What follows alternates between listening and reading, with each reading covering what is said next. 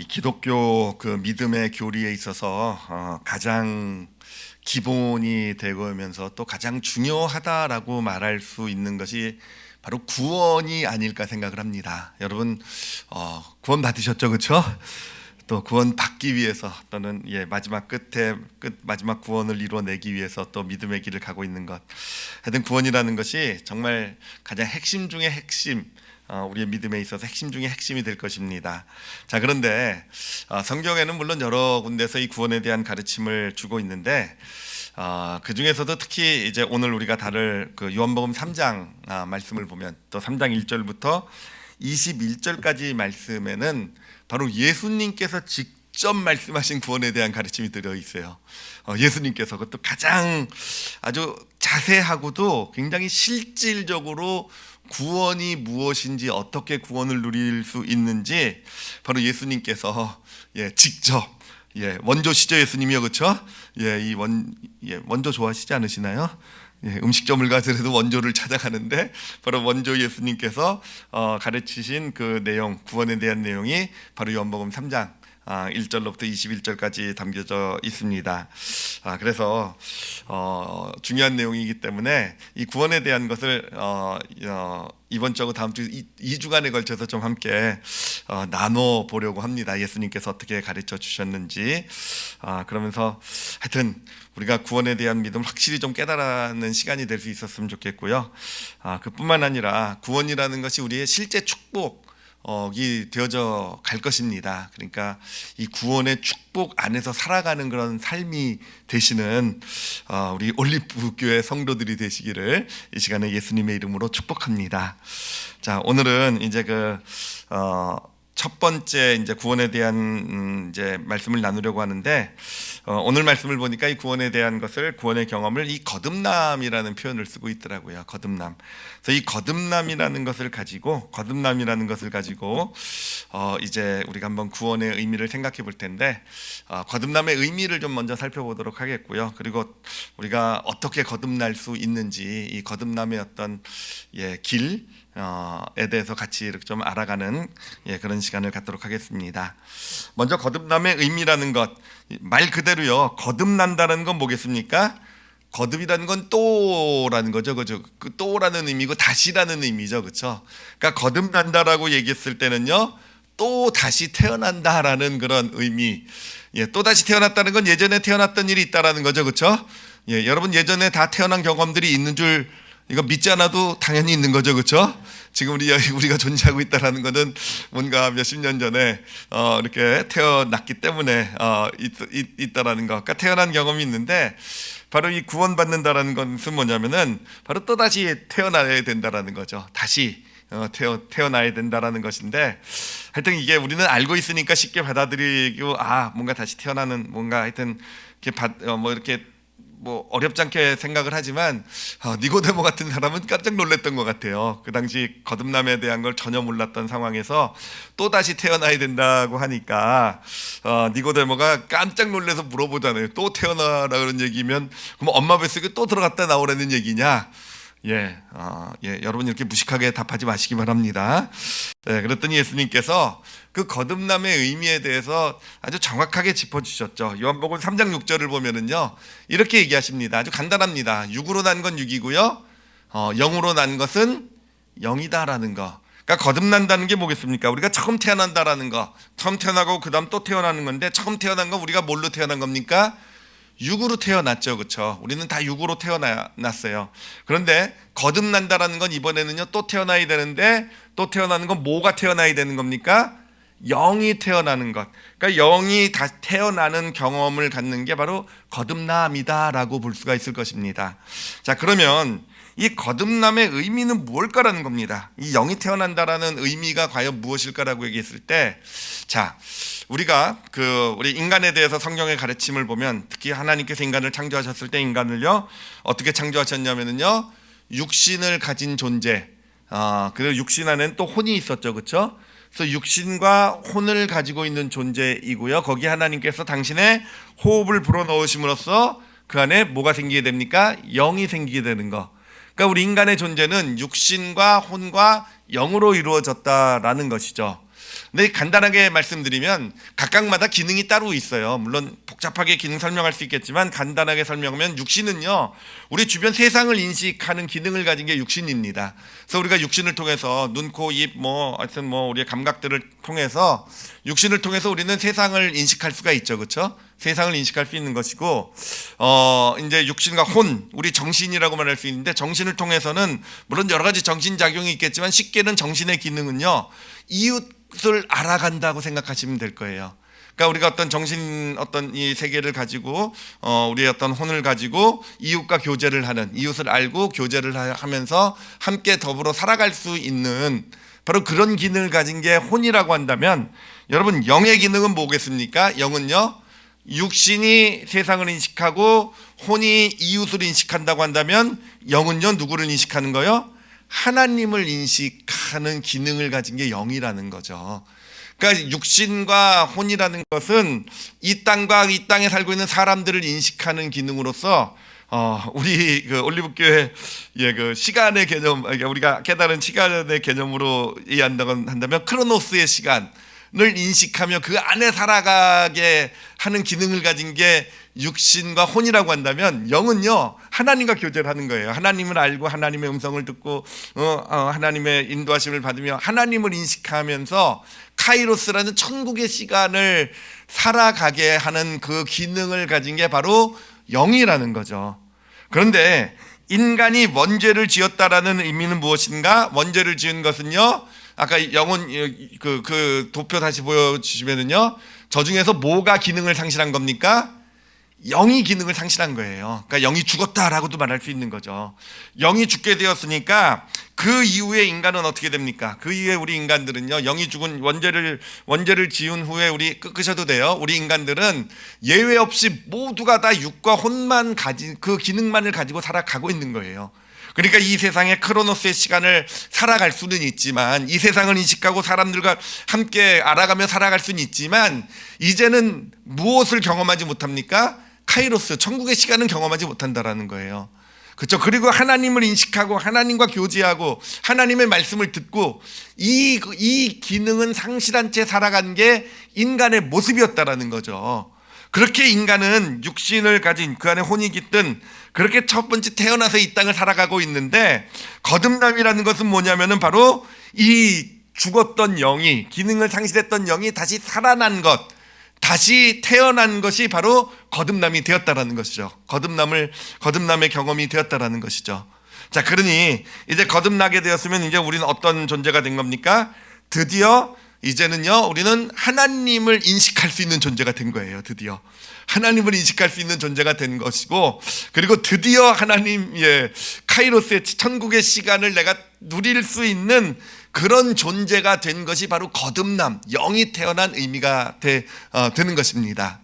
자, 그런데 여기서 궁금한 게 하나 있어요. 궁금한 게, 예수님도 답을 주신 것인데, 이 거듭났다라는 것은 과연 그 어떤 경험이었을까? 이 거듭났다라는 것, 사실 우리가 거듭났다라는 사실을 우리가 알 수 있을까라는 거죠. 거듭났다라는 거. 그래서 우리는 거듭났다. 내가 거듭났다는 건 구원받았다는 거잖아요, 그렇죠? 구원받았다는 사실을 내가 어떻게 알 수 있을까?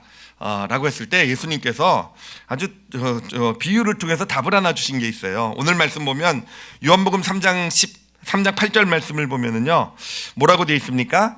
바람이 임의로 불매 내가 그 소리는 들어도 어디서 와서 어디로 가는지 알지 못하나니 성령으로 난 사람도 다 그러하니라. 그러니까 거듭난 사람들, 그러니까 거듭났다라는 경험은요, 마치 바람이 불어온 것과 같다라는 겁니다. 자, 바람이 불어온 것, 여러분 여러분 삶에 바람이 불어오면 여러분 바람 불어온 거 느낄 수 있습니까? 좀 센 바람이 불어오면 느낄 수 있겠죠, 그렇죠? 산들바람이 들어오면 바람이 부나 좀 희미하게 느낄 수도 있겠지만, 근데 문제는 뭐냐면요, 바람이라는 거는 그 증거가 없다라는 거예요. 그러니까 내가 뭔가 예전에 거듭났을 때 바람이 불어온 것 같긴 한데 그거에 대한 증거가 없어요. 증거 여러분, 바람이라는 것, 지난 여름에 여러분 그 더위를 식혀줬던 그 바람, 여러분 한번 찾아오시기 바랍니다. 그 증거를요. 어디 가서 찾아오시겠어요? 무슨 재주로 찾아오시겠습니까? 그렇죠. 실체가 없는 것 같은 거란 말이에요. 그와 같이.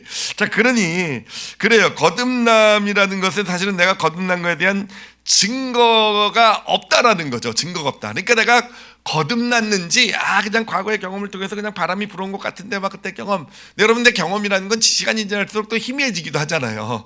그래서 사실 이 거듭남이라는 것이 내가 구원을 받았다는 확신을 갖는 게 사실은 쉽지가 않아요. 그래서 저도 이제 사람들이 목사님 거듭나셨습니까? 그럼 물어보면 찔려요. 뭔가 세게 제 거듭난 경험을 얘기하고 싶은데 사실 세게 경험하지 못했거든요. 산들바람이었던 것 같아요. 그냥 스치는 바람 같은 유행가 가사 같네요, 그렇죠?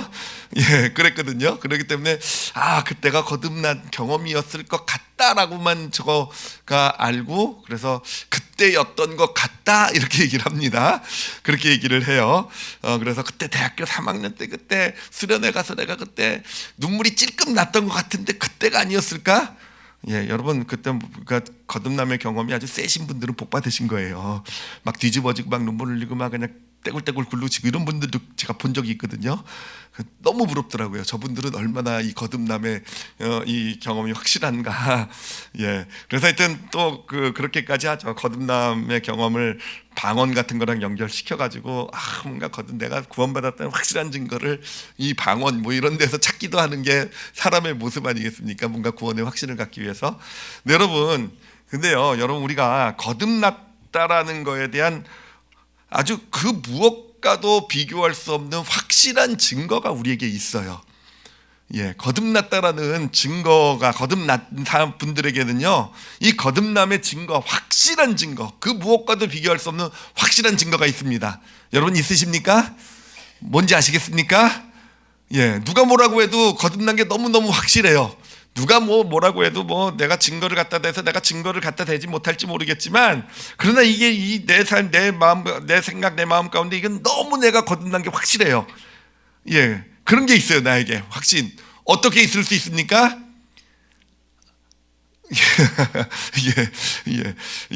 어떻게 있을 수 있냐? 자, 이거를 육신하고 한번 좀 비교를 해볼게요. 여러분 우리가 여러분 육신이 우리가 첫 번째 태어난 거죠. 첫 번째 태어났을 때 태어났을 때 그때를 다 기억하고 계십니까? 기억 못하세요 그것도요? 태어났을 때 그때 저는 1966년 연도를 말하면 제 나이가 밝혀지는군요. 젊게 살려고 지금 나이는 비밀로 지금 점점 숨기고 있는데 어찌됐든 그때 4월 13일 날 제가 새벽 6시경에 태어난 것 같은데 그때 여러분 다 태어나면서 시계 안 보셨어요? 적어 놓으셔야 되잖아요. 내가 이때 태어났구나. 그래야지. 여러분 어떻습니까? 우리가 지금 태어났다는 거, 첫 번째 태어났다라는 거, 육신이 태어났다라는 거, 그 태어난 거를 증명하기 위해서는 우리가 저기 동해나 어디 사무소 가가지고 그 출생증명서를 떼와야 되죠, 그렇죠? 그래야 태어난 걸 증명해 볼 수 있을 거 아니에요. 나 봐, 태어난 거 맞잖아. 너 태어난 거 확실하라고 물어볼 때 출생증명서를 떼와야 됩니까? 안 떼와도 됩니까? 안 떼어도 되죠. 왜 안 떼어도 됩니까? 지금 내가 살아있는 것 자체가 언젠가 태어났다는 증거잖아요. 내가 지금 살아나서 내 육과 혼이 태어나가지고 지금 세상을 인식하며 살아가고 있고 사람들과 교제하면서 사람들의 말도 듣고 하면서 살아가고, 지금 내 존재 자체, 세상을 인식하며 살아가고 있는 존재 자체가 내가 태어났다라는 그 무엇과도 바꿀 수 없는 확실한 증거 아니겠습니까? 태어나지 않았으면 지금 내가 어떻게 있겠습니까? 그렇죠? 여러분 근데 영으로 태어난 것도 마찬가지라는 거예요. 우리가 이 거듭났을 때 영이 태어났습니다. 그래요. 바람이 불어왔을 거예요. 이게 얼마나 센 바람인지 약한 바람인지 모르겠어요. 근데 분명한 건 무엇이냐면은 영으로 태어났을 때, 갓난아기가 태어났을 때 갓난아기는 세상을 인식하지 못해요. 그렇죠? 뭔가 귀나 눈도 제대로 인식하지 못하고 사람들이 말해도 잘 알아듣지도 못합니다. 그렇지만 태어난 것이고요. 그런데 점점 그 어떤 세상을 인식하게 되고 사람의 말을 알아듣게 되고 어떤 교제를 하게 되고 살아가게 되는 건 어떻게 됩니까? 시간이 지나면서 성장하게 되면서, 그래서 성장해서 어른이 되어가면서 당연히 내가 지금 살아있는 것, 내가 세상을 인식하며 살아가고 있는 게 내가 태어났다는 증거가 되는 거잖아요. 여러분 거듭남도 바로 그렇습니다. 우리가 거듭남의 경험, 내가 몇 월 며칠 언제 거듭났는지 내가 그땐지 아닌지 뭐 긴가민가한지 이렇게 정말 어떤 그런 뭔가 정말 그런 어떤 그럴지는 몰라도 지금 내가 살아가면서 그때 거듭났을 때는 내가 처음 예수님 믿었을 때는 믿고 거듭났을 때는 사실은 정말 하나님이 계신지 내가 어떤 하나님을 인식하며 잘 갓난아기 같으니까 영적 갓난아기니까 하나님의 음성을 잘 제대로 구별하지도 못하고 하나님을 인식하지도 못하고 물론 카이로스의 시간이라는 것도 그 천국의 시간도 제대로 이게 천국의 시간인지 아닌지도 모르면서 그렇게 태어나서 그렇게 자라온 게 내 모습일 거예요. 그렇지만 점점 자라면서 영적으로 어른이 되어져 가면 성장해 가면서 어떻게 되겠습니까? 알잖아요. 이제는 내가 하나님과 교제하고 하나님을 인식하고 있다는 거. 내 삶을 살아가면서 영의 기능은 하나님을 인식하는 거잖아요. 내 삶에 육신의 어떤 육신과 혼으로는 구별하지 못할지 모르지만 내 영은 하나님이 살아계시다는 것, 하나님이 내 삶 가운데 함께 하신다는 것 알고요. 하나님이 내게 말씀하실 때 들을 수 있고요. 그렇죠. 그렇게 하나님 그 안에서 내가 정말 이 땅에서 이 세상에서 그는 경험할 수 없는 그런 은혜와 그런 평안과 이 천국의 것을 내가 경험하고 살아가고 있다고 한다면요, 여러분, 우리가 거듭남의 출생증명서가 없어도 내가 지금 그렇게 살아가고 있으면 그거야말로 내가 거듭났다는 확실한 증거 아니겠습니까? 여러분, 그 증거들을 다 확실하게 자신의 것으로 만들어 가시기를 바랍니다. 그러기 위해서는 우리가 영적으로 성장해 나가야 돼요. 우리 육신은 그냥 이 크로노스, 이 세상의 시간을 살아가고 있기 때문에 세상에서 시간이 지나면서 우리 육신은 자라납니다. 세상의 것을 먹고 접하면서. 근데 우리 영은요, 이 카이로스 천국의 시간을 경험해야 성장해요. 천국의 시간을 살아가면서 영적인 음식을 먹고 그래야 성장하게 되고요. 그러면서 우리의 육신과 혼을 가지고 세상을 인식하고 세상을 살아가는 것처럼 우리의 영도 하나님을 인식하고 천국을 인식하고 살아갈 수 있는 그런 존재가 되어져 가게 된다라는 거. 우리는 점점 믿음의 길을 가면서 그렇게 거듭났잖아요, 그렇죠? 그럼 영이 점점 성장해 나가게 될 것이고 하나님을 점점 더 잘 알아가게 되시는 하나님을 우리의 믿음의 눈으로, 영의 눈으로 보고 영의 귀로 하나님 말씀을 들으실 수 있는 그런 우리 올리브교회 성도들 되어져 가시기를 예수님의 이름으로 축복합니다. 자, 그러면 이제 우리가 좀 함께 생각해 보고 싶은 건 뭐냐면은 거듭난다는 게 어떻게 해야 거듭날 것인가라는 거.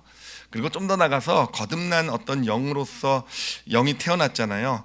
거듭난 자로서 살아간다라는 게 과연 어떤 의미가 있는 것일까? 어떻게 살아가는 것일까? 좀 같이 좀 살펴보려고 합니다. 먼저 그 거듭남의 경험이 어떤 것인지를 이제 예를 들어서 좀 살펴보려고 해요. 근데 보면 이 거듭남이라는 단어라는 것이 다시 태어난다라는 의미도 있지만 또 하나의 의미는 뭐냐면은 거듭난다라는 예수님이 사용하셨을 때 그 단어 자체의 뜻은요, 위로부터 태어난다라는 뜻이 있어요. 그러니까 첫 번째 태어난 것이 육신이 땅으로부터 태어났다고 한다면 거듭남은요, 위로부터 태어나는 거. 우리가 하나님이 태초에 천지창조 때 인간을 지으실 때도 흑으로부터 어떤 우리의 육과 혼을 만드셨지만 하나님의 호흡, 하늘로부터 온 하나님의 호흡으로 영이 이렇게 생겨나게 된 거 아니겠습니까? 그러니까 위로부터 태어났다라는 게 바로 거듭남이라는 거죠. 그 의미에 대해서 좀 예를 가지고 좀 설명을 좀 해보려고 합니다. 근데 예를 좀 찾아보려고 했는데 그 실질적인 예를 찾아보려고 했는데 그래도 가장 좋은 예가 성경에 있더라고요. 성경에 누구냐면은 이 다니엘서 여러분 아시죠, 그렇죠? 다니엘서에 보면은 거기에 그 느부갓네살이라는 왕이 등장을 합니다. 그 바벨론의 왕이죠. 바벨론 제국을 세운 사람입니다. 조그만 나라였던 변방국가였던 바벨론을 이제 그 중동 지역, 근동 지역까지 다 다스리는, 저 이집트 넘어 하여튼 아시아, 소아시아 이 다 다스리는 그 페르시아 이쪽까지 다 다스리는 그 거대한 제국을 세운 왕이 바로 이 느부갓네살 왕이고요. 인류 역사상 가장 위대한 정복자라고도 말하는 사람이 바로 이 느부갓네살이라는 왕입니다. 이 사람 되게 유명해요. 되게 유명한 게 영화에도 등장합니다. 영화에도요. 여러분 혹시 그 매트릭스라는 영화 보셨는지 모르겠네요. 매트릭스 영화 보셨나요? 기억하시나요? 이거 있잖아요.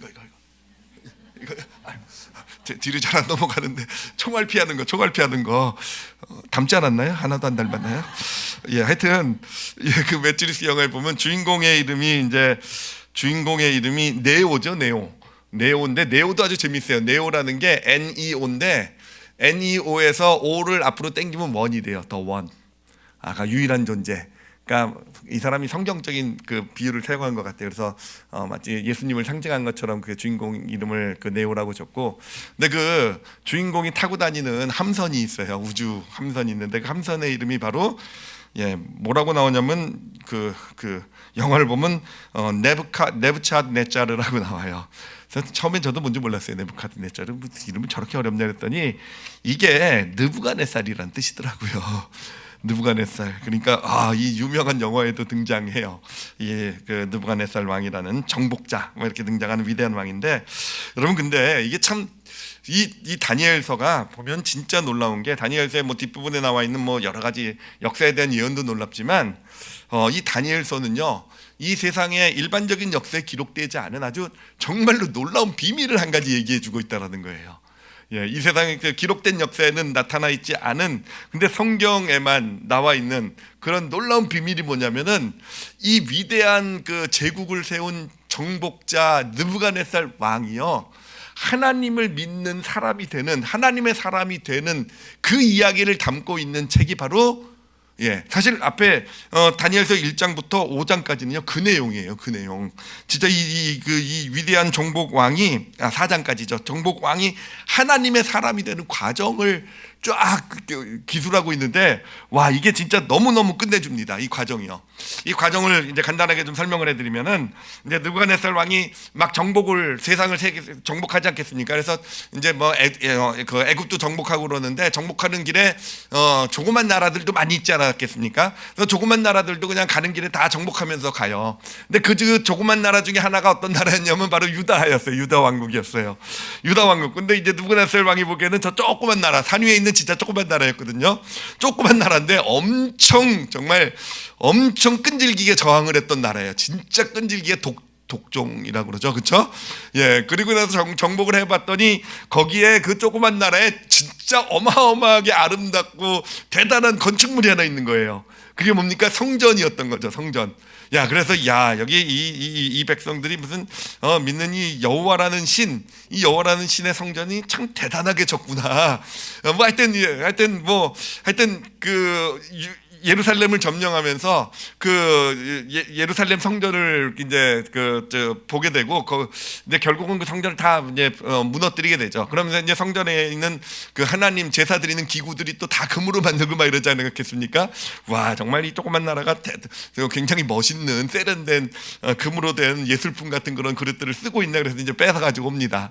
근데 뺏어가지고 오면서 누구도 어떤 일도 하냐면은 포로들도 잡아와요. 그 이스라엘에 있는 유다의 왕족이나 귀족 자녀들을 포로로 잡아오게 되는데, 그 포로들 중에 있었던 유명한 인물이 누구겠습니까? 다니엘과 그 세 친구라는 거죠. 하여튼 이렇게 정복 전쟁을 하면서 우연처럼 하나님에 대해 존재에 대해서 알게 됩니다. 하나님이라는, 여호와 하나님이라는 그런 신이 있다라는 걸 그냥 우연히 지나가는 길에 알게 돼요. 자, 알게 되고 이제 다시 이제 정복을 끝내고 왕궁에 돌아와 있는데, 이제 하나님에 대해서 뭔가 좀 구체적으로 실제적으로 알게 된 계기가 생깁니다. 그 계기가 뭐냐면은 이제 그 포로로 잡혀온 그 귀족 왕족 아이들, 유다 사람들뿐만 아니라 이제 각 이제 그 정복한 나라들의 이제 그 포로들과 이 그 바벨론의 젊은 애들을 이제 왕궁 학교에 집어넣어서 교육을 시키는데, 바벨론식 교육을 시키는데, 그런데 여러분 그 많은 그 수재들, 똑똑한 애들 중에서 전교 1등에서 4등까지를 누가 해먹습니까? 이 유대인 애들이 다 해먹는 거예요. 다니엘과 그 세 친구. 그 4명 중에 누가 1등인지는 잘 모르겠지만 하여튼 이 4명이 다 해먹는 것을 보면서 이 왕이 이제 이렇게 뭐가 아마 상장 같은 거 비슷한 걸 주는 그런 시간이었던 것 같아요. 보면서 그런 생각을 갖지 않았겠습니까? 야, 이 여호와라는 그 신을 믿는 이 나라 사람들은 정말 똑똑하구나. 그러니까 하나님의 사람들의 어떤 그런 여호와를 믿는 사람들의 어떤 탁월함을 보게 됩니다. 와, 똑똑하다, 와, 대단하다. 그래가지고 이들을 이제 졸업하고 관리로 등용을 하게 되죠. 자, 그러다가 하나님의 능력을 실제로 경험하는 사건이 생깁니다. 어떤 사건이냐면 왕이 꿈을 꾸죠. 이 느부갓네살 왕이 꿈을 꾸는데 이 꿈이라는 게 그렇지 않습니까? 굉장히 중요한 꿈을 꾼 것 같아요. 근데 이 꿈을 꿨는데 이렇게 딱 깨서 보니까 이게 꿈의 내용이 기억날 듯 안 날 듯. 여러분 그런 경험 없으십니까? 예, 뭔가 꿈의 내용 정말 중요하고 뭔가 의미 있는 꿈인 것 같은데 아침에 깨어나가지고 이걸 생각해 보려니까 잘 기억은 이런가 저런 잘 모르겠는 꿈. 그래가지고 자기 신하들한테 이 꿈의 내용을 좀 맞추고 꿈을 해석해 달라고 하는데 이 신하들 중에서 아무도 그걸 못 맞히죠, 그렇죠? 예, 꿈을 해석하는 거에 뭐 알아서 해석 또 대충 하면 되겠지만 꿈의 내용을 맞추는 건 진짜 힘들잖아요, 그렇죠? 그건 말이 안 되잖아요. 저도 여러분이 내용 알려주시면 저도 그럴듯하게 다 해석해드릴 수 있어요. 근데 내용까지 맞춰라 이러니까 이제 바벨론에 있는 그 어떤 그런 학자들 뭐 이런 사람들이 다 나가 떨어질 때 그때 나선 사람이 누굽니까? 다니엘이 나서잖아요. 다니엘이 나서가지고 꿈의 내용을 정확하게 맞춰버립니다. 그리고 꿈의 의미도 아주 그냥 정확하게 해석을 해주게 돼요. 그러니까 이 느부갓네살 왕이 이제 놀라는 거죠. 놀라면서 이 여호와라는 신은 이제 다니엘이 그렇게 얘기하잖아요. 이건 내가 믿는 하나님이 다 알려주신 거다. 그러니까 이 여호와라는 신은 와 대단한 신이다. 와 그러니까 감춰진 것을 알아내시는 분이고 미래를 알려주시는 분이 바로 이 여호와라는 신이구나. 그래서 이 여호와라는 신에 이 정도면 관심 생길만 하죠, 그렇죠? 예, 그러니까 우리는 아니고요. 하여튼 세상 사람이 점쟁이를 찾아가는 거잖아요, 그렇죠? 예, 우리라 그랬다 큰일 날 뻔했어요, 그렇죠? 예, 전쟁이한테 안 갑니다. 예, 하여튼 뭔가 미래를 다 알고 계시고 미래를 알려주시고 어떤 그런 감춰진 것을 드러내는 신, 여호와라는 신. 이게 이제 느부갓네살 왕이 이제 그렇게 된 거예요. 아무도 딴 신을 믿는 누구도 못했던 그 능력을 지금 여호와라는 그 신이 나타낸 거잖아요. 자, 그런데 이제 그렇게 알았어요. 근데 그러고 나서 느부갓네살 왕이 한 일이 있습니다. 어떤 일 하게 되냐면은 꿈의 내용은 여러분 뭔지 아실 겁니다. 제가 꿈의 내용을 그림으로 보여드릴게요. 쉽게 설명드리기 위해서. 저런 꿈을 꾸게 돼요. 신상을 봤는데 머리는 금이고 가슴은 은이고 배 있는 데는 동이고 밑에는 철. 이런 꿈을 꾸게 됩니다. 근데 저게 바로 미래를 알려주시는 꿈이었죠, 그렇죠? 금은 어느 나라를 가리킵니까? 바벨론이라는 나라를 가리켜요. 근데 그 밑에 은은요, 바벨론이 멸망하고 나서 세워지는 페르시아라는 제국. 그 밑에 동은요, 페르시아 이후에 그리스 제국. 그 밑에 이제 철은요, 로마 제국을 가리킵니다. 자, 그런데 그 꿈의 내용은 뭐였냐면 저 금신상이 세워진 걸 보여주고, 근데 작은 돌 하나가 나타나서 멀리서 뭔가 굉장히 작은 돌 하나가 나타나서 그게 날라오더니 저 어마어마한 금신상을 다 가루로 만들어 버렸다라는 거죠.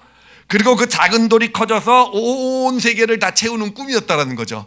여러분 그 작은 돌이 뭐겠습니까? 누구시겠습니까?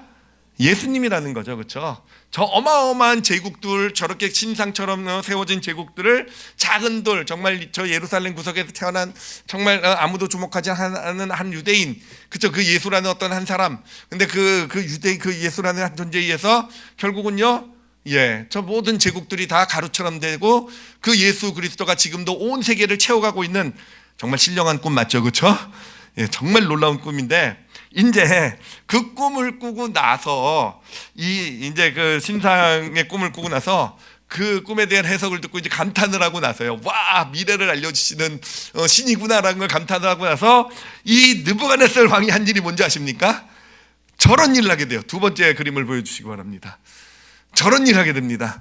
저게 뭘 만든 겁니까? 지금 신상을 만들었는데 신상의 전체 뭐가 뭘로 되어 있습니까? 금으로 되어 있다라는 거죠. 그리고 사람들에게 저기 절하라고 시키고 있는 거예요. 지금 저게 뭡니까? 지금 저게 지금 느부갓네살 왕이 뭐 하는 겁니까? 지금 뭐 하는 겁니까?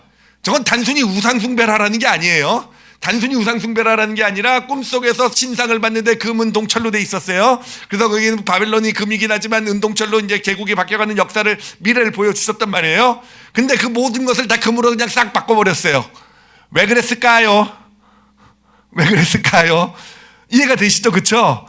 그러니까 이 느부갓네살 왕은요, 느부갓네살 왕은 은으로 바뀌고 동철, 아니 우리 금, 바벨론이 영원할 거야. 그러니까 영원히 바벨론 제국은 세워지고 멸망하지 않을 거야. 무슨 은동철 대발이냐? 아니, 금으로 바벨론 제국은 영원할 거다라는 그런 의미로 금 신상을 세운 거예요. 그 신상을 금으로 바꿔버린 겁니다. 그리고 사람들 앞에, 그 앞에 절하라고, 이 바벨론 제국은 영원할 거라고. 자, 그랬는데 여러분, 그 금신상에 절할 수 없었던 사람들이 있었잖아요. 그렇죠? 다니엘의 그 세 친구. 예, 그 세 친구는 어떻게 절을 합니까? 저건 단순히 우상숭배일 뿐만 아니라 하나님의 주권을 완전히 부인하는 거잖아요. 그렇죠? 예, 꿈의 내용은 그게 아닌데, 꿈의 내용은 결국은 아무리 어마어마한 제국들이 이 땅에 세워진다고 해도 하나님 보실 때는 그거는 가루에 지나지 않고 결국 예수 그리스도라는 예수 그리스도로 시작된 하나님의 나라가 온 세계를 채워갈 거라는 거. 예, 그 꿈을 아는 이 다니엘의 세 친구는요, 어떻게 금신상에 절을 합니까? 그래서 절 안 하고 뻗팅기다가 어디에 떨어집니까? 왕이 열받아가지고 풀무불에 던져버리죠. 그렇죠? 이제 풀무불에 던져버렸는데, 예, 그런데 풀무불이 이 다니엘의 세 친구를 태우질 못합니다. 그리고 이 세 친구들이 아무 문제 없이 풀무불에서 그냥 딱 걸어 나오게 돼요. 자, 그렇게 되니까 이제 이 왕이요, 드디어 또다시 하나님에 대해서 알게 된 거예요. 이번에 경험한 하나님은 어떤 하나님입니까? 자기보다 센 하나님인 거예요. 자기보다 센 하나님입니다. 그 전에 경험했던 하나님은 모르는 것을, 감춰진 걸 알려주고 미래를 알려주신 하나님이었다고 한다면, 이제는요, 이제 내가 이 다니엘의 세 친구를 죽이려고 했는데 풀무불, 내 힘으로는 어떻게 해볼 수 없는 나보다 더 센 하나님이구나. 예, 이 세상에서 제일 센 사람이 자기인 줄 알았어요. 그렇죠? 하나님이 더 센 거예요. 그래가지고 이제 이 왕이 백성들에게 조서도 내립니다. 여호와라는 신 앞에서 까불지 마라. 예, 까불지 마라. 진짜 센 신이다. 뭐 이렇게 되게 됩니다. 자, 그리고 나서 이제 또 시간이 지나는데 또 꿈을 꾸죠. 근데 또 꿈을 꾸는데 이것도 이제 다니엘이 해석을 해주는데, 이 왕에게 주는 경고가 담긴 꿈이었어요. 그러니까 왕에게 당신이 어마어마한 나무와 같은 그런 세상을 전체를 다 이렇게 덮는 나무와 같은 어떤 그런 어마어마한 그런 어떤 나무와 같은 존재지만, 당신이 교만해지면 언제든지 하나님이 와서 당신을 잘라버릴 수 있다, 그 나무를. 예, 그러니 하나님 앞에 높아지지 말아라, 교만해지지 말아라, 나는 그런 이제 꿈의 내용을 알려줍니다. 자, 그 꿈 얘기를 듣고 느부갓네살 왕이 어떻게 했습니까? 바짝 쫄았어요. 바짝 쫄았어요. 이게 바짝 쫄았다는 증거가 어디가 나오냐면은 1년 동안 느부갓네살 왕이 조용히 지내요. 조용히. 그러니까 하나님 앞에 교만해지면 안 되니까, 뭔가 내가 하나님 앞에 잘못 보이면 안 되니까, 나보다 센 왕이에요. 그렇죠? 센 하나님이에요. 그러니까 조용히 있다가 1년 동안 이렇게 조용히 하나님 눈치 보면서 지냈던 것 같아요. 그런데 1년쯤 지나니까 아무 일도 없어요. 그렇죠? 아무 일도 없으니까 어떻게 되니까 마음이 좀 해이해졌어요. 마음이 해이해지면서 이 느부갓네살 왕이 한 일이 뭐냐면은, 자, 다니엘서 4장 29절 30절 이 구절을 같이 한번 보도록 할게요. 자, 이 구절을 보면은요, 이건 제가 읽어드릴게요. 12달이 지난 후에, 예, 꿈을 꾼 지 12달이 지났어요. 경고를 받은 지 12달이 지났어요. 마음이 풀어진 거예요. 내가 바벨론 왕궁 지붕에서 거닐세, 나 왕이 말하여 이르되, 이 큰 바벨론은 내가 능력과 권세로 건설하여 나의 도성으로 삼고 이것으로 내 위엄의 영광을 나타내는 것이 아니냐 하였더니 라고 되어 있어요. 지금 느부갓네살이 뭐라고 있습니까? 왕궁 지붕에 올라가서요, 왕궁 지붕에서 자기가 자기 나라를 내려다보면서 뭐라고 얘기하고 있습니까? 예, 느부갓네살 왕의 그 말 중에서 가장 많이 등장하는 표현이 뭡니까? 나잖아요, 나. 나 느부갓네살 왕이 내가 이 바벨론은 큰 바벨론 세워서 내가 이 내 도성으로 삼고 나 내 영광을 지금 나타내고 있고 다 내 것, 와, 내가 이룬 이 일. 그러면서 그렇게 이제 왕국을 내려다보면서 와, 내가 이러고 있을 때 어떤 일이 벌어지냐면은 이 왕이 정신병에 걸리게 됩니다. 그 정신병은 어떤 병이냐면 스스로를 소로 생각하는 정신병이에요. 그러니까 온 이 제국을 다스리는 이 왕이 자신을 스스로를 소로 생각하는 정신병이 걸려가지고는 그래가지고는 왕궁에서 사는 게 아니라 뛰쳐나와서 들판에서 사는 겁니다. 들판에서 사는 거예요. 들판에 살면서 소처럼 풀을 뜯어먹고 사는 거예요. 뜯어먹고 살게 됩니다. 이게 역사랑 연결시켜 보게 되면은 이 느부갓네살 왕 말년에 결국은요 느부갓네살 왕 대신에 그 아들이 나라를 통치하게 돼요. 예, 그러니까 이 아버지가 정신병에 걸린 거예요. 그 위대한 이 정복왕이 정말 바벨론 중에 역사상 영웅 중에 영웅 아니겠습니까? 근데 이 소고라고 생각한 정신병에 걸리게 돼서 결국은 이 나라도 아들이 결국 다스릴 수밖에 없는 왕권 아들이 있게 되고 자기는 그 궁궐을 뛰쳐나와 가지고 정말 그 많은 것을 가졌으면서도 그렇게 비참하게 살 수밖에 없는 그런 신세가 된 겁니다. 근데 성경을 보면은 어떻게 되냐면 이 왕이 회복되는 것을 구하고 있는데 다니엘서 4장 34절이에요. 4장 34절 같이 한번 읽어보도록 하겠습니다. 같이 읽겠습니다. 시작. 그 기한이 참에 나 느부갓네살이 하늘을 우러러 보았더니 내 총명이 다시 내게로 돌아온지라 이에 내가 지극히 높으신 이에게 감사하여 영생하시는 이를 찬양하고 경배하였나니 그 권세는 영원한 권세요 그 나라는 대대에 이르리로다. 자, 여기서 보면 느부갓네살이 언제 회복이 됩니까? 아까는 언제 완전히 정신병에 걸리게 됩니까? 언제 그 자기를 소처럼 하게 되면서 정말 이 세상의 모든 것을 다 누렸던 왕이 정말 비참한 삶이 됩니까? 내려다 보았을 때, 그렇죠? 자신의 왕궁 땅을 자신이 이룬 걸 내려다 보았을 때. 근데 지금 언제 회복이 됩니까? 하늘을 우러러보게 되었을 때. 하늘을 우러러보게 되면서 그의 말에서 가장 바뀌게 된 게 뭐냐면 그전에는요 내가 이런 나라고 너 내 영광을 나타내고 나라고 한다면 이때부터 이의 말이 하늘 우러보면서 어떻게 말이 바뀝니까? 하나님의 영광을 나타내고 있고 하나님이 나에게 주신 것이고 하나님이 내게 미세를 더해 주시고 하나님이 하셨다라는 것, 이렇게 바뀌게 되는 거 아니겠습니까? 그렇게 되면서 드디어 이 느부갓네살 왕이 하나님을 믿는 사람, 진정한 하나님을 믿는 사람이 되었다라는 거. 이게 이 다니엘서가 나타내고 있는 놀라운 역사 뒤에 감춰진 비밀이 되는 겁니다. 이게 사실 이게 진짜 정말 놀라운 사실인데 세상 사람들은 아마 안 믿을지도 모르겠어요. 이 다니엘서 성경에서 그냥 하나님이 얼마나 위대한지 나타내려고 느부갓네살 왕 온 세상의 가장 큰 정복자 하여튼 성경이 꾸며낸 얘기다라고 얘기할지 모르겠지만 여러분 아주 정말 확실한 정황 증거가 하나 있습니다. 이게 사실이라는 그 증거가 뭐냐면은 이건 지록된 역사에서 증명될 수 있는 일이에요. 이제 유다가 멸망되었을 때 이제 느부갓네살 왕이 유다의 왕을 포로로 잡아오게 돼요. 그래서 바벨론의 감옥에 집어넣게 됩니다. 그 왕이 누구냐면 여호야긴이라는 왕이에요. 여호야긴이라는 왕인데 그런데요.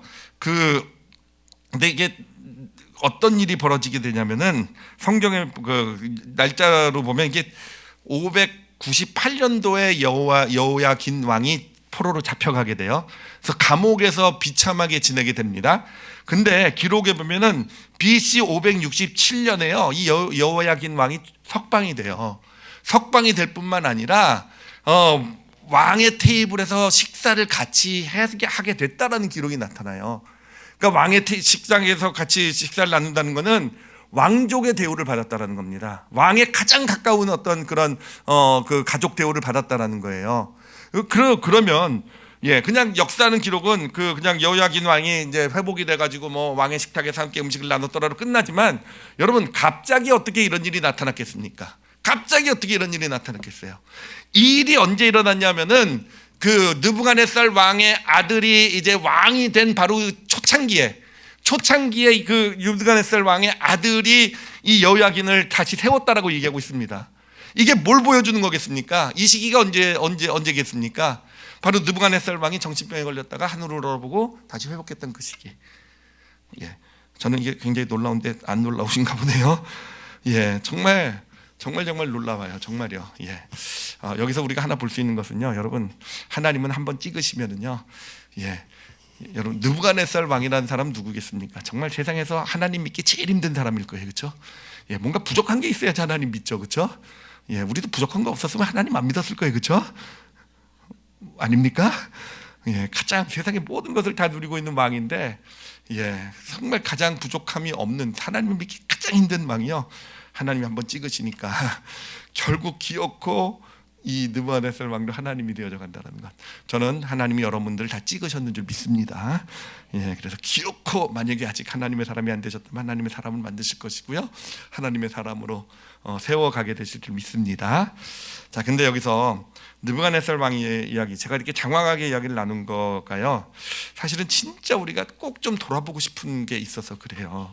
뭐냐면은요, 하나님을 만난다라는 게 어떤 의미가 있을까라는 거예요. 어떤 의미가 있을까? 느부갓네살 왕이 하나님의 사람이 된 건데, 어떻게 보면 거듭남이나 어떤 구원받은 하나님의 사람이 됐다고 볼 수 있는데, 어떻게 만나게 되었을까? 언제 만나게 되었을까라는 겁니다. 여러분 어떻게 생각하세요?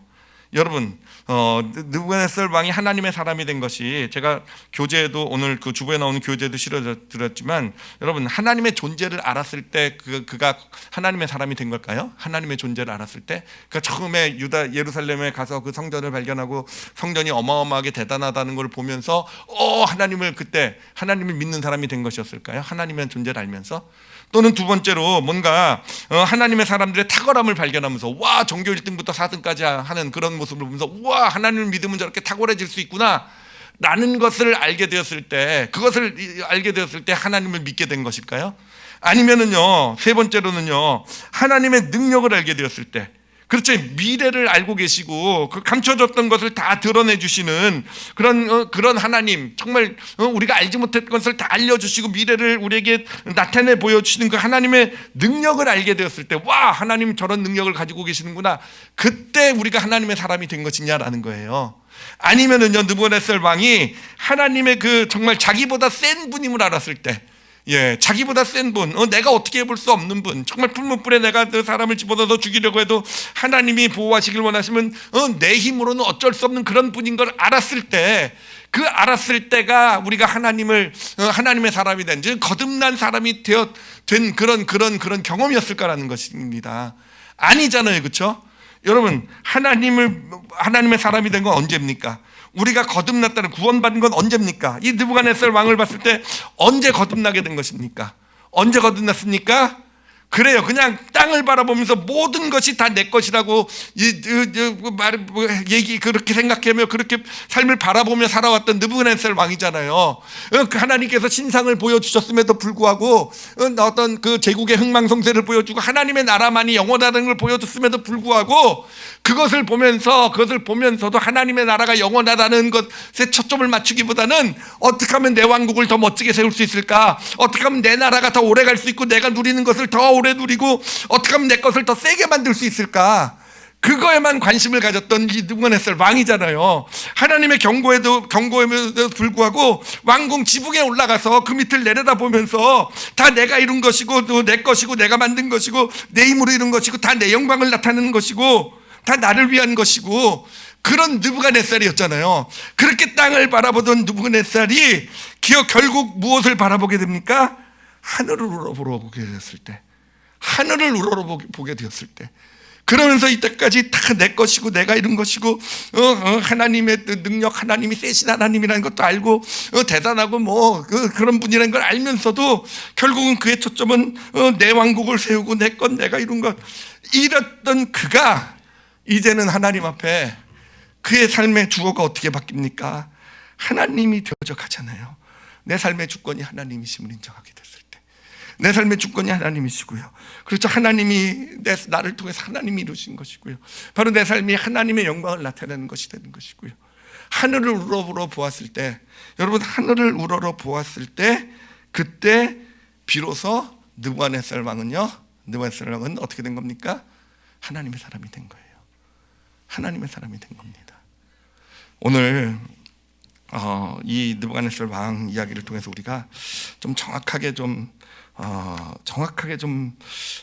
보고 싶었던 그런 내용이, 바로 나누고 싶은 내용이 바로 이겁니다. 거듭남이라는 것, 하나님의 사람이 된다는 의미는요, 단순히 내가 하나님의 존재를 아는 것, 하나님 알아, 나 알아, 하나님의 존재를 인정하는 것, 그분 센 하나님이야, 와, 그래,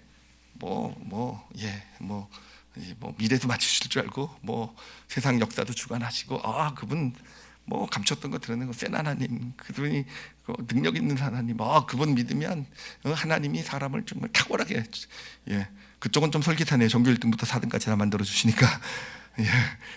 하나님 사람 탁월하게 만들어 주시고 하나님 감춰졌던 거 나타나고 그거 내가 다 인정한다고 해서 하나님 능력 있으신 분이야, 센 분이야, 세상에 어떡할 수 없어, 세상에 어떤 권력보다도 힘보다도 하나님 더 세셔. 봐라 풀무불 너도 뭐 내가 세상의 최고 권력자보다도 더 센 그 능력 있으신 분이 하나님이야. 여러분, 그걸로 그렇게 하나님을 인정했다고 해서요, 그게 거듭난 게 아니라는 거예요. 구원받은 게 아니라는 거예요. 거듭남이라는 거, 구원받은 건 어디로부터 태어나야 됩니까? 위로부터 태어나야 돼요. 위로부터. 다시 말하면 하늘을 우러러 봐야 돼요. 아무리 내가 하나님 인정하고 아는 것 같고 하나님 말씀도 알고 하나님 크기도 알고 대단하고 다 그걸 내가 인정하고 있어도요, 내가 여전히 땅을 바라보고 있는 한 나는 거듭난 게 아니라는 거예요. 또는 여전히 거듭났음에도 불구하고 땅을 바라보면서 살아가고 있는 한 나는 거듭나서 내 영이 성장하는, 내 영이 자라나는 그런 길을 걸어가고 있는 게 아니라는 거예요. 영이 다시 태어나는 거듭남이라는 경험은 언제 오게 됩니까? 하늘을 바라볼 때 오게 되는 거예요. 다 땅을 바라보던 느부갓네살처럼요, 하나님을 알고 다 인정까지 하면서도요, 여전히 땅을 바라보면서 내 거를 놓지 못해요. 다 내 왕국이 영원해야 되고 내 나라가 더 잘 살아야 되고 이건 내가 이룬 것이고 내 영광을 나타내고 내가 인정을 받아야 되고 나 이거를 놓지 못했던 그는 하나님의 사람이 아니었어요, 그때까지는요. 근데 하늘을 바라보게 되었을 때 어떤 일이 이루어지게 됩니까? 하늘을 바라보면 이루어지는 일이 있어요. 여러분, 제가 실험 예전에도 해봤고요, 어저께도 해봤는데, 이렇게 밑을 바라보잖아요. 그럼요, 제 손이 이렇게 꽉 쥐게 돼요. 쥐면서 바라봐요, 뭐든지 내 삶을 바라볼 때. 근데 하나님을 바라보게 되잖아요. 그럼 어디서 힘이 빠집니까? 제 손에서 힘이 빠져요. 한번 해보세요. 고개 들어보세요. 손이 펴질걸요 아마. 여러분 시켜보려고 했는데 시간 관계상 시키진 않도록 하겠습니다. 그래요. 이게 놓아져야 돼요. 하늘을 우러러 봐야 돼요. 하늘을 우러러보고 이게 놓아지게 될 때, 내 나라, 내 것, 내가 인정받고 내가 잘되고 그게 아니라 하늘을 바라보면서 하나님의 주권이 인정이 되고 내 삶을 이끄시는 분, 내 삶을 주관하시는 분, 내 삶을 책임지시고 내 삶을 일을 이루어 가시는 분, 하나님이시라는 것, 하늘을 바라보게 될 때, 거듭남이라는 것은 그래서 위에서 태어나더라고요. 그래서 땅에 우리의 육신과 혼은요, 계속 땅을 바라보게 만들어요. 계속 땅을 바라보면서. 그래서 땅에서 태어난 거예요. 움켜쥐게 만듭니다. 그런데 우리가 하늘을 바라보게 될 때, 우리의 손에 힘이 놓아지게 될 때, 위로부터 우리는 다시 태어나게 되는 것이고요. 위로부터 태어나게 되는 것이고, 그리고 그게 바로 거듭남. 드디어 하나님을 알아가게 되는 거예요. 그리고 그렇게 되게 될 때, 처음에는 하나님을 잘 인식하지 못할지 모르지만 여러분, 우리가 하늘을 바라보며 우리의 손에 힘이 풀리면서 놓으면서, 때로는 우리 육신과 여전히 육신이 있고 혼이 있는 존재이기 때문에 우리는 때로는 또 땅을 바라보면서 계속 쥐려고 살아가게 돼요. 계속 뭔가 나 하면서. 그러나 믿음의 길을 걸어가면서 예배 자리가 뭡니까? 바로 하늘을 바라보는 자리잖아요. 기도의 자리가 뭡니까? 하늘을 바라보는 자리잖아요. 바라보면서 우리의 손에 힘이 풀리면서 우리는 성장해 가게 되는 겁니다. 우리 영이 성장하게 되고 어느샌가 하나님의 음성을 들을 수 있게 되고 하나님이 계신 걸 인식할 수 있게 되고, 그러면서 우리의 영이 성장하게 되고요. 영이 성장하게 되니까 당연히 우리는 구원의 확신이 있게 되죠. 당연히 내 영이 살아서 자라서 이제 하나님을 인식하고, 그렇게 해서 이 거듭남의 축복된 삶을 우리가 살아가게 되는 것입니다. 여러분, 아까도 말씀드렸지만 하나님은요, 우리를 절대 포기하지 않으세요. 느부갓네살 왕을 통해서 보여주신 거예요. 느부갓네살 왕도 하나님의 사람으로 하늘을 바라보게 만들 수 있으신 분이 하나님이신 줄 믿습니다. 근데 여러분, 느부갓네살 왕처럼 되진 마시기 바랍니다. 정신병이 걸려서 속아처럼 돼가지고 자기가 다 쥐고 있다고 생각했는데 얼마나 아무것도 아닌 존재인지, 세상에 가장 많은 걸로 가장 큰 권세를 있다고 생각했는데 그냥 정신병 하나 걸린 거로 그 모든 게 아무 의미가 없어진 게 그게 인생이잖아요. 그게. 그러니까 하나님께서 그 느부갓네살 왕을 하나님을 믿게 하시는 어떤 그런 과정 가운데, 그러니까 느부갓네살 왕, 이 왕은요 어떻게 보면 맞고 깨진 사람이에요. 엄청 두들겨 맞고, 그렇게 하나님께서 자신의 능력도 보여주셨는데도 여전히 쥐고 놓지 않았던, 놓을 수밖에 없게 만든 것을 경험하시고 하늘을 바라보게 하시고 하나님의 사람. 네, 제가 소원하는 것은 우리 성도들은 맞고 깨지지 마시기 바랍니다. 그냥 깨지셨으면 좋겠어요. 그냥 그냥 믿음의 길, 내가 하나님을 아는 것으로 충분하지 않아요. 뭐 그렇다고 어려운 일 하라는 건 아닙니다. 사실은 거듭난다는 게 어떻게 보면 되게 어려울 수도 있어요. 이걸 놔야 되니까. 근데 참 쉬울 수도 있습니다. 왜냐하면요, 그냥 하늘을 바라보기만 하면 되니까. 우리가 예배 시간에 또 삶을 살아가면서 때로는 우리의 눈을 들어서 하늘을 바라보게 될 때요, 우리는 그 하나님을 알게 될 것이고요, 우리의 손에 힘이 풀리게 될 것이고, 그때 그 경험이 처음 경험이면 그때 거듭남의 경험을 하게 될 것이고요. 그리고 거듭난 후에 그 길을 걸어가면서 우리는요, 거듭남의 그 영이 점점 성장해 나가는 그런 축복, 하늘을 바라보면서 우리의 시선이 그런 축복된 길을 걸어가게 될 것입니다. 그래서 적용 제목은 아주 간단합니다. 아주 간단해요. 하늘을 바라보시기 바랍니다. 왜 근심하고 왜 걱정하냐, 왜 마음에 뭔가 염려가 있고 두려움이 있고 불안이 있고 연연해하고 갈등하고 다투냐. 땅을 바라보고 있기 때문에 그래요. 땅을 바라보면 우리는 그냥 육과 혼으로밖에 살 수가 없어요. 그러니까 때로는 쉽습니다. 하늘을 바라보시고요, 하늘을 바라보시고, 우리 거듭났기 때문에 하나님 인식할 수 있어요. 하나님 알 수 있어요. 하늘을 바라보시고 걸어가시다 보면 우리가 하나님을 발견하게 될 것이고, 우리 손이 놓아지게 될 것이고요, 손이 놓아지게 되면서 우리 삶에 천국의 시간이 카이로스가 임하게 되면서 그 놀라운 좀 하나님이 함께 하시는 축복된 영이 성장해 나가시는 그런 믿음의 길 가시는 우리 올리브교회 성도들이 되시기를 예수님의 이름으로 축복합니다. 기도하시겠습니다.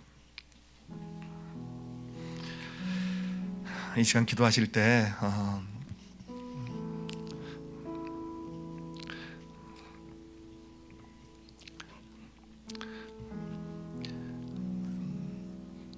한번 하늘을 좀 올려다 봤으면 좋겠어요. 어쩌면 우리는 그냥 하나님을 아는 것으로 내가 하나님을 믿고 있다고 생각할지도 몰라요. 그냥 내가 하나님을, 그분이 대단한 분이라는 거, 능력이 있으시고, 그분은 뭐 이런 세상의 것 힘 있으시고 세고 여러분, 그렇게 인정하는 것 자체가요, 그게 진짜 믿음은 아니에요. 구원받는 믿음은 아니에요. 진짜 구원받는 믿음은요,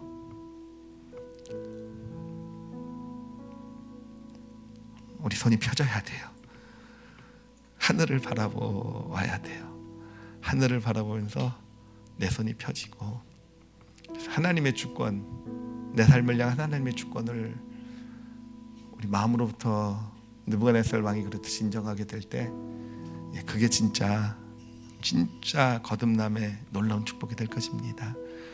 그래서 그런 고백, 이미 거듭남의 축복을 받으셨어도요, 한번 그런 고백 좀 들어보셨으면 좋겠어요. 하나님 올려다보면서 하나님을 인정해 드리는 고백, 내 삶의 주권자시라는 거, 내 삶을 통해 하나님의 영광이 나타나고 하나님 내 삶을 통해 하나님의 일을 이루어 가신다라는 것, 하나님이 나의 삶의 주인이시라는 고백을요, 좀 믿음의 영혼의 눈을 들어서 하늘을 바라보면서 그렇게 하나님께 고백을 좀 드려보셨으면 좋겠어요.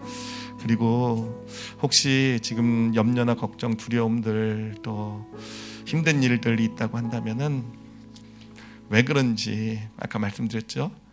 땅을 바라보고 있기 때문에 그래요. 땅을 바라보면 어느샌가 내 손이 너무 꽉 쥐어져 있기 때문에 그래요. 이 시간 하나님을 바라보면서 내 손이 좀 풀리게 해주세요 라고 좀 기도했으면 좋겠어요. 하나님을 바라보면서 정말 꽉 쥐고 있었던 내 손이 좀 풀리게 해달라는 것. 여러분, 내가 쥐고 있었던 것이 풀리면 이제 그때부터는 그 일 가운데 누가 역사하십니까? 하나님이 역사하세요. 카이로스가 임하고요. 그래서 하늘을 바라봅니다. 하나님을 바라봅니다. 그러면서 입에서 나오는 하나님에 대한 고백을 좀 드리는 그런 기도를 드려보셨으면 좋겠어요. 우리 다 같이 오늘 말씀 생각하시면서 우리 자신을 위해서 우리 함께 통성으로 기도하시겠습니다. 하나님 아버지, 감사합니다. 우리의 시선이, 영적 시선이 하늘을 바라볼 수 있게 되어서 감사합니다. 하나님, 내가 붙들고 있어서 안 됐던 거였어요. 내가 붙들고 있어서 내가 해결해야 되고, 내가 그냥, 하나님은 그런 나를 도와주시는 분이라고 하나님께 맡겨드리질 못했어요. 내가 하려고 했었던 것. 그래서 하나님을 믿는다고 생각하면서도 실은 진짜 거듭난 자, 구원받은 자의 참된 축복의 길을 걸어가지 못했던 것이 바로 저의 모습, 우리의 모습이었음을 이 시간 당신 앞에 고백합니다. 하나님, 늦지 않았으면 좋겠어요. 저는 느부갓네살처럼 그렇게 두들겨 맞고 자기가 쥐었을 때 얼마나 비참해질 수 있는지, 하나님, 그렇게 가지 않는 우리 성도들, 우리 모두 되게 해주세요. 하나님, 그렇게 되기 전에 우리 손 펴게 해주시고 하늘 바라보게 해주시고, 그래서 하나님의 일하심을 경험하는 그런 삶이 되게 하여 주시옵소서. 하나님, 지금 각자에게 마음으로 보여주시는 그런 쥐고 있는 것들을 지금 보게 해주시는 줄 압니다. 하나님 다 보고 있을 거예요. 아버지, 이 시간에 그 손에 힘이 풀리게 해주고 계신 줄 압니다. 하늘으로 볼 때 하나님, 지금 이 시간 이 자리가 그 손이 풀어지는, 힘이 풀어지는 자리요, 하나님, 당신을 바라보는 아버지, 이 자리에 하나님께서 이제 당신의 일하심을 시작하는 복된 역사를, 놀라운 능력의 역사를 나타내 보여 주시옵소서. 감사드리며 예수님 이름으로 기도드렸사옵나이다. 아멘.